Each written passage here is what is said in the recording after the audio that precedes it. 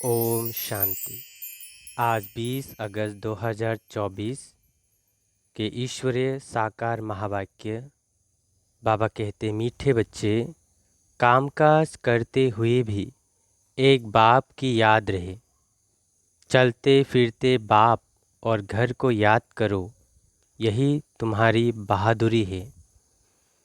प्रश्न है, बाप का रिगार्ड और डिसरिगार्ड कब और कैसे होता है? उत्तर, जब तुम बच्चे बाप को अच्छी तरह याद करते हो तब रिगार्ड देते हो।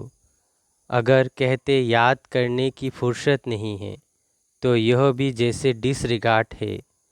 वास्तव में यह बाप का डिसरिगार्ड नहीं करते, यह तो अपना ही डिसरिगार्ड करते हो। इसलिए नामीग्रामी केवल भाषण में नहीं लेकिन याद की यात्रा में बनो। याद का चार्ट रखो, याद से ही आत्मा सतोप्रधान बनेगी। ओम शांति। रूहानी बच्चों प्रति रूहानी बाप समझाते हैं, यह जो 84 के चक्र का ज्ञान समझाया जाता है, यह तो एक नॉलेज है जो तो हम बच्चों ने जन्म जन्मांतर पढ़ी है और धारण करते आए हैं। यह तो बिल्कुल सहज है, यह कोई नई बात नहीं। बाप बेट समझाते हैं, सतयुग से लेकर कलयुग अंत तक तुमने कितने पुनर्जन्म लिए। यह ज्ञान तो सहज रीति बुद्धि में है ही। यह भी एक पढ़ाई है। रचना के आदि मध्य अंत को समझना है। सो बाप के सिवाय और कोई समझा नहीं सकता। बाप कहते हैं, इस ज्ञान से भी उच्च बात है याद की यात्रा, जिसको योग कहा जाता है। योग अक्षर मशहूर है, परंतु यह है याद की यात्रा। जैसे मनुष्य यात्रा पर जाते हैं, कहेंगे हम फलाने तीर्थ यात्रा पर जाते हैं, श्रीनाथ या अमरनाथ जाते हैं, तो वो याद रहता है। अब तुम जानते हो, रूहानी बाप तो बड़े लंबी यात्रा सिखलाते हैं कि मुझे याद करो। उन यात्राओं से तो फिर लौट आते हैं। यह वो यात्रा है जो मुक्ति धाम में जाकर निवास करना है। भल पाठ में आना है, परंतु इस पुरानी दुनिया में नहीं। इस पुरानी दुनिया से तुमको वैराग्य है। यह तो छी रावण राज्य है। तो मूल बात है याद की यात्रा। कोई बच्चे यह भी समझते नहीं हैं कि कैसे याद करना है। कोई याद करते हैं व नहीं करते, यह देखने में तो कोई चीज़ नहीं आती है। बाबा कहते, अपने को आत्मा समझ मुझ बाप को याद करना है। देखने की तो चीज़ नहीं, ना मालूम पड़ सकता है। यह उस अवस्था में कहा तक याद की यात्रा में कायम रहते हैं, यह तो खुद ही जाने। युक्ति तो बहुतों को बताते हैं। कल्याणकारी बाप ने समझाया है, अपने को आत्मा समझ शिव बाबा को याद करो। भल अपनी सर्विस भी करते रहो। जैसे मिसाल, पहरे पर बच्चे हैं, चक्कर लगाते रहते हैं। उनको याद में रहना तो बड़ा सहज है। सिवाय बाप की याद के और कुछ याद नहीं आना चाहिए। बाबा मिसाल दे बताते हैं, उस याद की यात्रा में ही आए जाए। जैसे पादरी लोग जाते हैं, कितना साइलेंस में जाते हैं, तो तुम बच्चों को भी बड़ा प्रेम से बाप और घर को याद करना है। यह मंजिल बड़ी भारी है। भगत लोग भी यही पुरुषार्थ करते रहते, परंतु उनको यह पता नहीं है कि हमको वापस जाना है। वो तो समझते हैं जब कलयुग पूरा होगा तब जाएंगे। उनको भी ऐसे सिखलाने वाला तो कोई है नहीं। तुम बच्चों को तो सिखलाया जाता है। जैसे पहरा देते हो तो एकांत में जितना बाप को याद करेंगे उतना अच्छा है। याद से पाप कटते हैं। जन्म जन्मांतर के पाप सिर पर है। जो पहले सतोप्रधान बनते हैं, राम राज्य में भी पहले वो जाते हैं, तो उनको ही सबसे जास्ती याद की यात्रा में रहना है। कल्प कल्प की बात है, तो उनको याद की यात्रा में रहने का अच्छा चांस है। यहाँ तो कोई लड़ाई झगड़े की बात नहीं है। आते जाते अथवा बैठते एक पथ दो कार्य, पहरा भी दो, बाप को भी याद करो, कर्म करते बाप को याद करते रहो। पहरे वालों को तो सबसे जास्ती फ़ायदा है। चाहे दिन को चाहे रात को जो पहरा देते हैं उन्हों के लिए बहुत फ़ायदा है। अगर यह याद रहने की आदत पड़ जाए तो बाप ने यह सर्विस बहुत अच्छी दी है। पहरा और याद की यात्रा, यह भी चांस मिलता है। बाप की याद में रहने का यह भिन्न भिन्न युक्तियाँ बताई जाती है याद की यात्रा में रहने की। यहाँ तुम जितना याद में रह सकेंगे उतना बाहर धंधे आदि में नहीं, इसलिए मधुबन में आते हैं रिफ्रेश होने। एकांत में जाकर एक पहाड़ी पर बैठ याद की यात्रा में रहे, फिर एक जाए व 2-3 जाए। यहाँ चांस बहुत अच्छा है। यही मुख्य है बाप की याद। भारत का प्राचीन योग मशहूर भी बहुत है। अभी तुम समझते हो, इस याद की यात्रा से पाप कटते हैं। हम सत्वप्रधान बन जाएंगे तो उसमें पुरुषार्थ बहुत अच्छा करना है। बहादुरी तो इसमें है, जो काम करते बाप को याद कर दिखलावे। कर्म तो करना ही है, क्योंकि तुम हो प्रवृत्ति मार्ग वाले। गृहस्थ व्यवहार में रहते, धंधा आदि करते, बुद्धि में बाप की याद रहे। इसमें तुम्हारी बहुत बहुत कमाई है। भल अभी कोई बच्चों की बुद्धि में नहीं आता। बाप कहते रहते हैं चार्ट रखो। थोड़ा समय कोई लिखते हैं। बाप युक्तियाँ तो बहुत बताते हैं। बच्चे चाहते हैं बाबा के पास जाएं, यहाँ बहुत कमाई कर सकते हैं। एकांत बहुत अच्छी है। बाबा सम्मुख बैठ समझाते हैं, मुझे याद करो तो पाप कट जाए, क्योंकि जन्म जन्मांतर के पाप सिर पर है। विकार के लिए कितने झगड़े चलते हैं, विघ्न पड़ते हैं। कहते हैं बाबा हमको पवित्र रहने नहीं देते। बाप कहते हैं बच्चे तुम याद की यात्रा में रहो। जन्म जन्मांतर के पाप जो सिर पर है वो बोझा उतारो। घर बैठे शिव बाबा को याद करते रहो। याद तो कहाँ भी बैठ कर सकते हो, कहाँ भी रहते, यह प्रैक्टिस करनी है। जो भी आए उनको भी पैगाम दो। बाप कहते हैं अपने को आत्मा समझ बाप को याद करो। उनको ही योग बल कहा जाता है। बल माना ताकत, शक्ति। बाप को सर्वशक्तिमान कहते हैं ना, तो वो शक्ति बाप से कैसे मिलेगी? बाप खुद कहते हैं मुझे याद करो। तुम नीचे उतरते उतरते तमोप्रधान बन गए हो, तो वो शक्ति बिल्कुल ख़त्म हो गई है, पाई की भी नहीं रही। तुम्हारे में भी कोई है जो अच्छी रीति समझाते हैं, बाप को याद करते हैं। तो अपने से पूछना है हमारा चार्ट कैसा रहता है। बाप तो सब बच्चों को कहते हैं याद की यात्रा मुख्य है। याद से ही तुम्हारे पाप कटेंगे। भल कोई सावधान करने वाला भी नहीं हो तो भी बाप को याद कर सकते हो ना। भल विलायत में अकेले रहो तो भी याद में रह सकते हो। समझो कोई शादी किया हुआ है, स्त्री और कोई जगह है, तो उनको भी लिख सकते हो। तुम एक बात सिर्फ याद करो, बाप को याद करो, तो जन्म जन्मांतर के पाप भस्म हो जाएंगे। विनाश सामने खड़ा है। बाप युक्ति तो बहुत अच्छी रीति समझाते रहते हैं, फिर कोई करे ना करे उनकी मर्जी।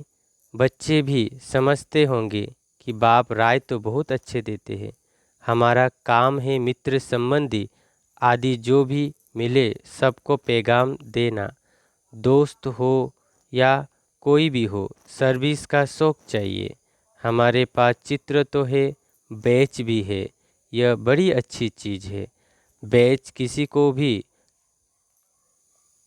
लक्ष्मी नारायण बना सकता है। त्रिमूर्ति के चित्र पर अच्छी तरह समझाना है। इनके ऊपर शिव है, वो लोग त्रिमूर्ति बनाते हैं, ऊपर में शिव दिखाते नहीं। शिव को न जानने कारण भारत का बेड़ा डूबा हुआ है। अब शिव बाबा द्वारा ही भारत का बेड़ा पार होता है। पुकारते हैं, पतित पावन आकर हम पतितों को पावन बनाओ। फिर भी सर्वव्यापी कह देते हैं, कितनी पाई पैसे की भूल है। बाप बैठ समझाते हैं, तुमको ऐसे ऐसे भाषण करना है।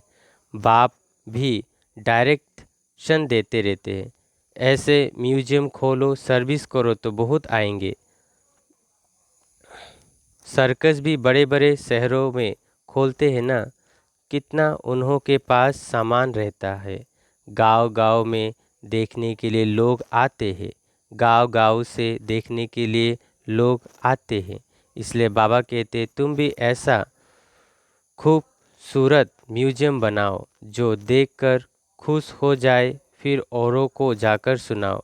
यह भी समझाते हैं कुछ जो कुछ सर्विस होती है कल्प पहले मिसाल होती है, परंतु शतप्रधान बनने का ओना बहुत रखना है।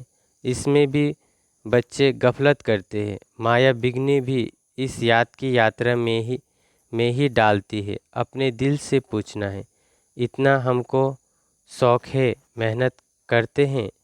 ज्ञान तो कॉमन बात है। बाप बिगर 84 का चक्र कोई समझा ना सके। बाकी याद की यात्रा है मुख्य। पिछाड़ी में कोई भी याद ना आए सिवाय एक बाप के। डायरेक्शन तो बाप पूरे देते रहते हैं। मुख्य बात है याद करने की। तुम कोई को भी समझा सकते हो, भल कोई भी हो। तुम सिर्फ बेच पर समझाओ। और कोई के पास ऐसे अर्थ सहित मेडल नहीं होते। मिलिट्री वाले अच्छे काम करते हैं तो उनको मेडल मिलते हैं। राय साहब का मेडल सब देखेंगे, इनको वाइस राय से टाइटल मिला है। आगे वाइस राइस होते थे, अभी तो उनके पास कोई पावर नहीं है। अभी तो कितने झगड़े लगे पड़े हैं, मनुष्य बहुत हो गए हैं तो उनके लिए ज़मीन चाहिए शहर में। अभी बाप स्वर्ग की स्थापना कर रहे हैं। इतने सब खलास हो, बाकी कितने थोड़े जाकर रहेंगे। ज़मीन ढेर होगी, वहाँ तो सब कुछ नया होगा। उस नई दुनिया में चलने के लिए फिर अच्छी रीति पुरुषार्थ करना है। हर एक मनुष्य पुरुषार्थ करते हैं बहुत उच्च पद पाने का। कोई पूरा पुरुषार्थ नहीं करते तो समझते हैं नापास हो जाएंगे। खुद भी समझते हैं हम फेल हो जाएंगे, फिर पढ़ाई आदि को छोड़कर नौकरी में लग जाते हैं। आजकल तो नौकरियों में भी बहुत कड़े कायदे निकलते रहते हैं। मनुष्य बहुत दुखी है।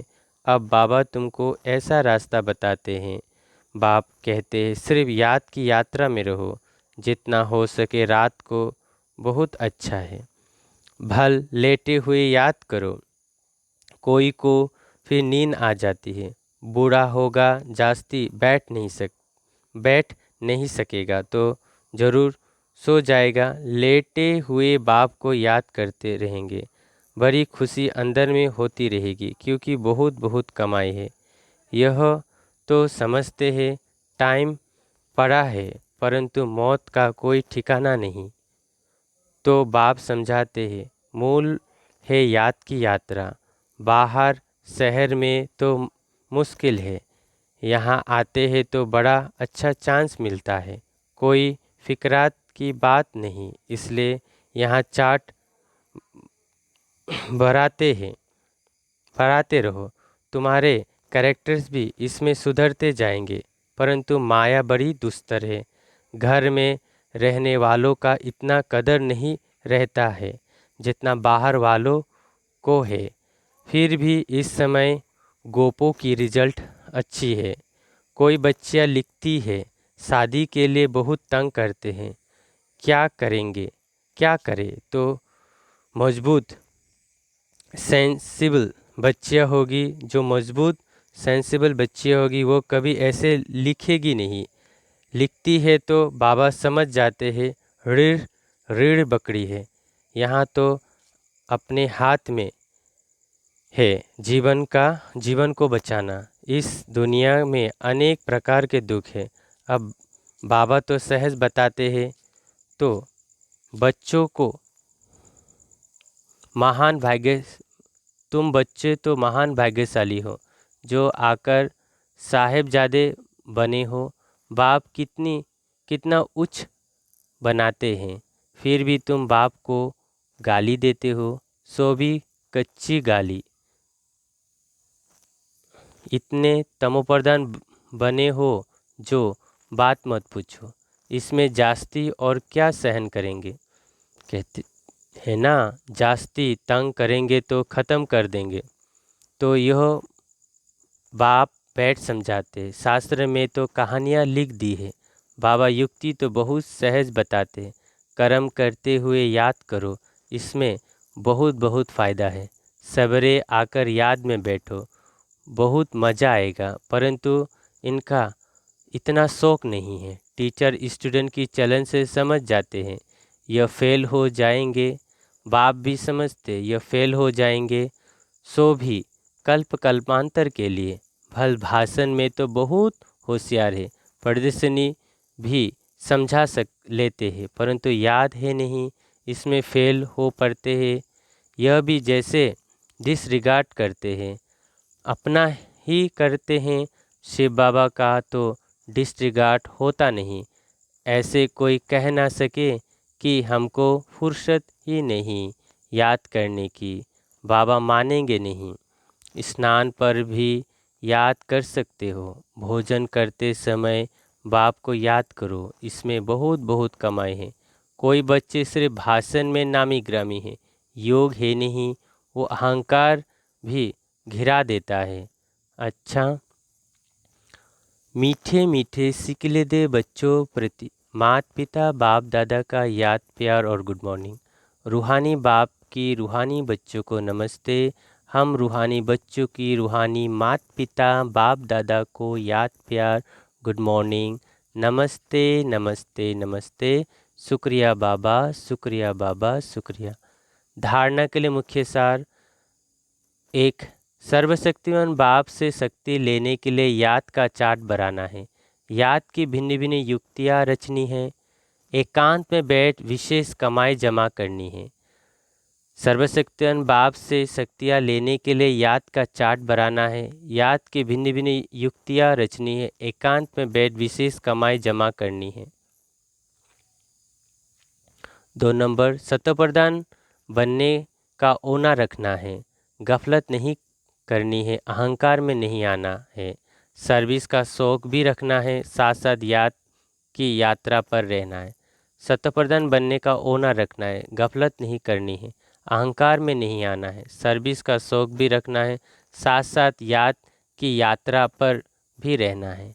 वरदान: सब कुछ बाप हवाले कर कमल फूल समान न्यारे प्यारे रहने वाले डबल लाइट भव। सब कुछ बाप हवाले कर कमल फूल समान न्यारे प्यारे रहने वाले डबल लाइट भव। विस्तार: बाप का बनना अर्थ सब बोझ बाप को दे देना। डबल लाइट का अर्थ ही है सब कुछ बाप हवाले करना। यह तन भी मेरा नहीं तो अब तो जब तन ही नहीं तो बाकी क्या? आप सबका वायदा ही है, तन भी तेरा, मन भी तेरा, धन भी तेरा। जब सब कुछ तेरा कहा तो बोझ किस बात का? इसलिए कमल पुष्प का दृष्टांत स्मृति में रख सदा न्यारे और प्यारे रहो तो डबल लाइट बन जाएंगे। स्लोगन: रूहानियत से रौब को समाप्त कर स्वयं को शरीर की स्मृति से गलाने वाले सच्चे पांडव भव। रूहानियत से रौब को समाप्त कर स्वयं को शरीर की स्मृति से गलाने वाले सच्चे पांडव भव। ओम शांति। अव्यक्त इशारे।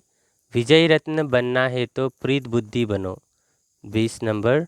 सदा बाप के साथ का अनुभव करते चलो तो विजयी रहेंगे, क्योंकि साथ की अनुभवी आत्मा मोहब्बत में लवलीन रहती है, वो किसी के भी प्रभाव में नहीं आ सकती। सदा समर्थ बाप के संग में रहने वाली समर्थ आत्मा सदा माया को चैलेंज कर विजय प्राप्त कर लेती है।